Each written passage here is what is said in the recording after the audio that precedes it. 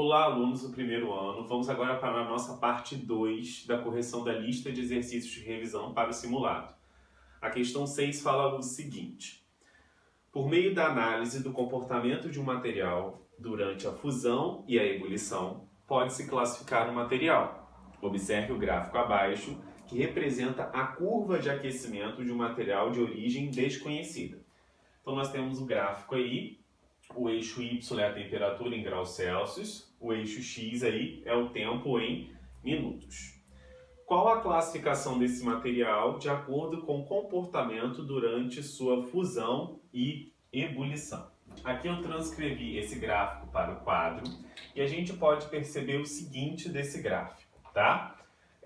Eu tenho o início de um aquecimento de uma substância no estado sólido, tá? Quando chega a 80 graus Celsius, a temperatura permanece constante durante o intervalo de tempo, que ele não discrimina aqui, mas a gente percebe que ela fica constante.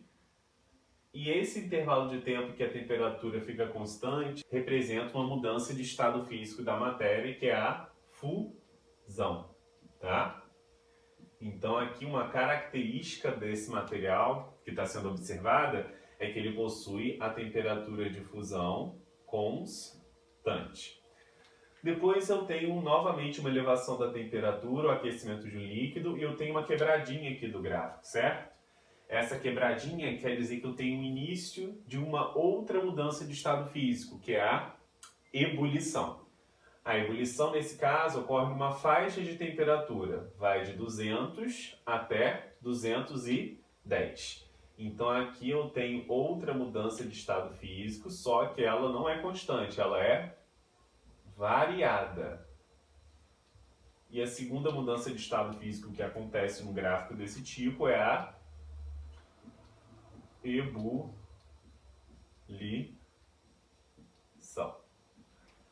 Então, temperatura de fusão constante e temperatura de ebulição variada. Qual material que apresenta essas características? Temperatura de fusão constante e temperatura de ebulição variada. Seria uma mistura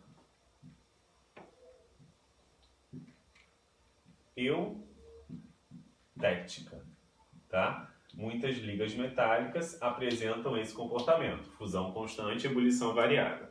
A mistura azeotrópica, que é o contrário, a fusão é variada e a ebulição que é constante, poderia ser o nosso álcool combustível, o etanol, que é 96% de álcool e 4% de água. Quando água e álcool estão nessa proporção, forma uma mistura azeotrópica. O que isso quer dizer? Os dois entram em ebulição na mesma temperatura. No nosso caso aqui, seria mistura eutética, ok? Sem esse Szinho aqui. Bom, vamos agora para a questão 7. A questão 7 fala o seguinte: as seguintes afirmativas referem-se a substâncias e misturas. Classifique-as como verdadeiras ou falsas. Caso seja falsa, corrija o trecho errado, tornando-a verdadeira. Então, o primeiro item da 7 fala o seguinte: a água do mar é uma substância pura. A água do mar é uma substância pura? Para ser substância pura, eu tenho que ter unidades químicas iguais. E na água do mar eu tenho água e diversos sais, como cloreto de sódio, cloreto de magnésio e também tem oxigênio dissolvido. Então a água do mar não é uma substância pura, é uma mistura.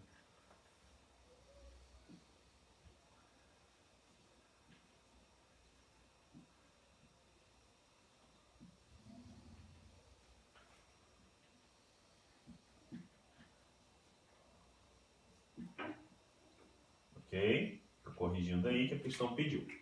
Certo? Vamos para o segundo item. O ouro 18 quilates é uma mistura. Verdadeiro. O ouro 18 quilates é uma mistura. Para quem não se lembra, a composição química do ouro 18 quilates, ouro 18K, é de 75% de ouro e 25% de prata e cobre. Então, o ouro 18 quilates é uma mistura, sim. 3. O O etanol é uma substância pura composta. O etanol é uma substância pura composta? Sim, verdadeiro. A fórmula química do etanol é igual a C2H6O, ok? Então, substância pura composta é aquela substância formada por átomos de mais de um elemento químico, que é o caso do etanol, que tem 3 elementos químicos. Item 4. O gás oxigênio é uma mistura. Falso, gente. O gás oxigênio não é uma mistura. O gás oxigênio é uma substância pura simples. Então, aí, ó, gás oxigênio, nós sabemos que é o O2. Correto?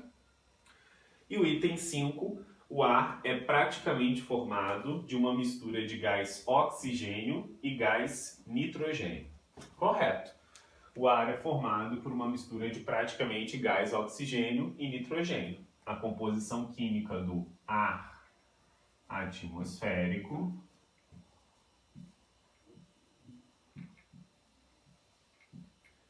nós sabemos que é 78% de gás nitrogênio, N2, tá?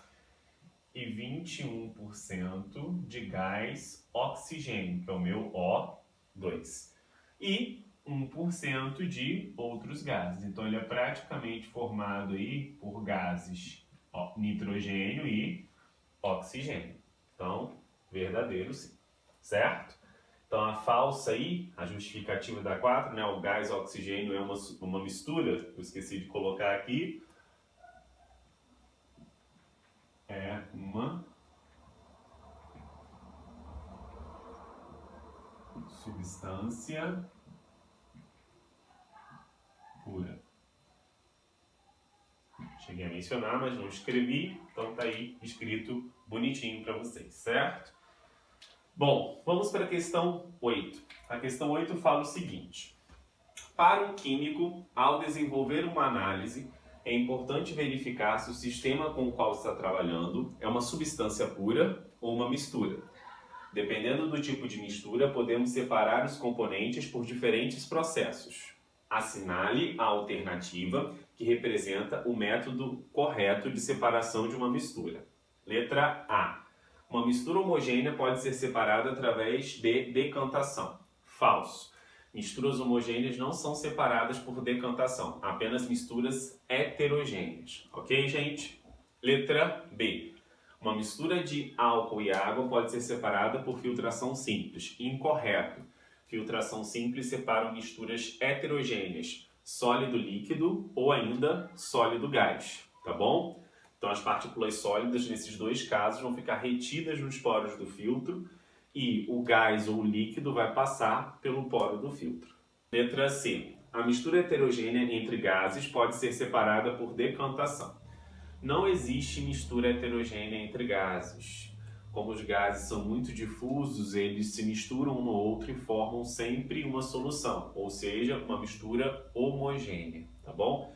E não seria decantação o processo aí, seria liquefação fracionada ou liquefação seguida de destilação fracionada. Letra D. Podemos afirmar que, ao separarmos as fases sólida e líquida de uma mistura heterogênea, elas serão formadas por substâncias puras. Não, eu preciso de um pouco mais de informação para isso. Pode ser que na fase sólida tenha mais de uma substância, mais de um sólido, e na parte líquida também, tá? E a letra E, o método mais empregado para separar misturas homogêneas sólido-líquido é a destilação simples. Sim, a letra E é a correta, considerando que eu quero obter tanto sólido quanto líquido dessa mistura homogênea sólido-líquido. A fracionada seria se eu quisesse separar dois líquidos formando uma mistura homogênea, como água e álcool, que foi citada na outra letra, tá? Na letra B. Bom, então, 8, letra E. Vamos para a questão 9.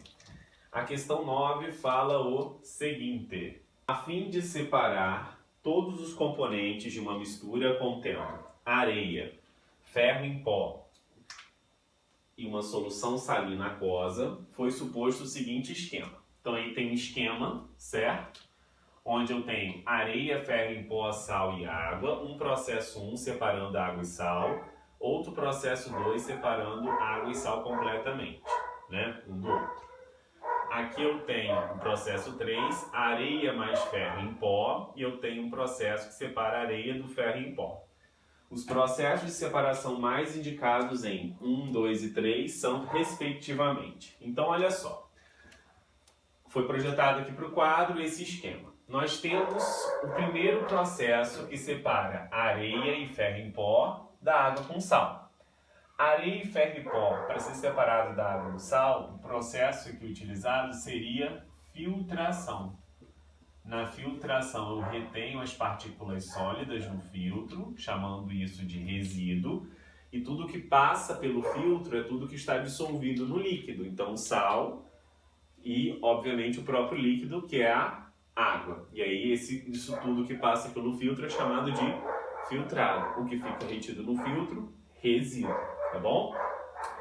A água e o sal aqui é uma mistura homogênea formada por um sólido e um líquido. Então, nós vimos na letra E, da número 8, que o processo indicado seria destilação simples.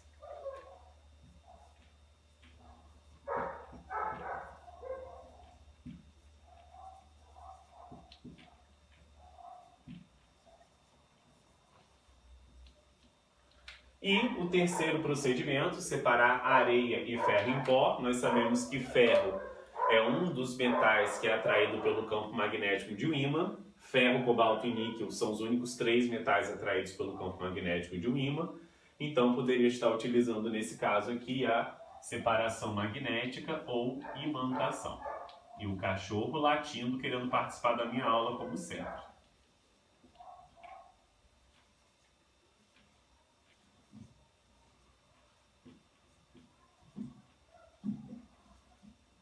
Ou imantação. É essa a resposta mesmo, cachorro. Bom, a alternativa correta que tem essa sequência de processos aí seria a nossa letra A, ok?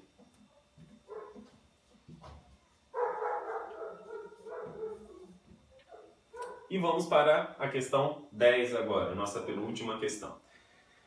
Em 1911, o cientista Ernest Rutherford realizou um experimento que consistiu em bombardear uma finíssima lâmina de ouro com partículas emitidas por um elemento radioativo.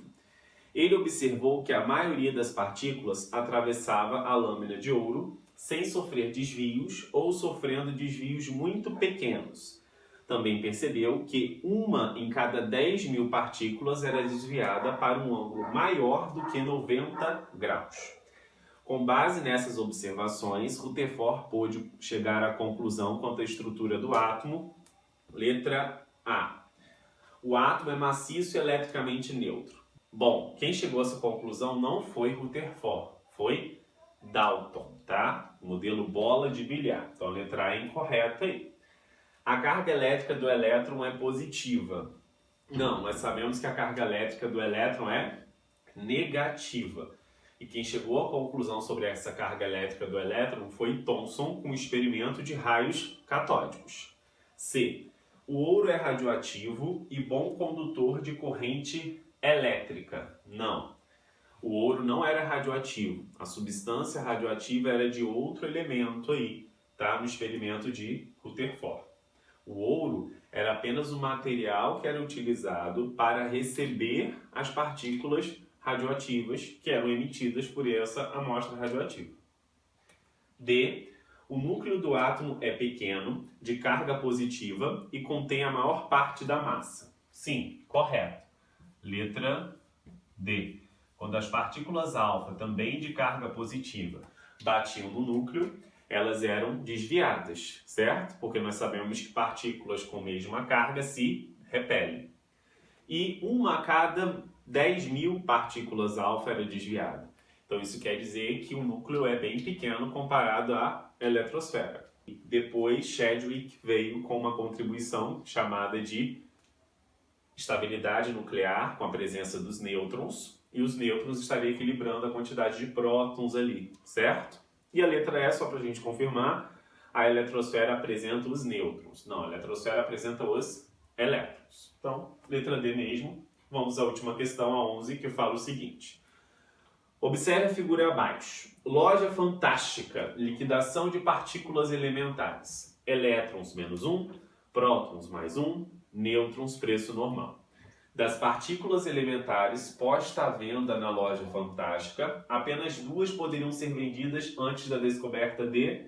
e ele dá as opções. Bom, as únicas 2 que poderiam ser vendidas antes da descoberta de Chadwick, que é a nossa letra A, que eu acabei dando um spoiler nelas na 10, certo? Seriam prótons e elétrons. Como eu falei, o Chadwick contribuiu, aperfeiçoando o modelo de Rutherford com os nêutrons, tá bom? Então, letra A. Acabamos nossa lista de exercícios de revisão para o simulado. Espero que vocês tenham sanado, tirado todas as dúvidas relativas a tudo que nós já estudamos desde o início do ano. Que vocês possam estar ficando calmos, o simulado vai ser tranquilo e vocês sabem muito mais do que vocês pensam, tá bom? Fiquem com Deus, até a próxima videoaula. Tchau, tchau!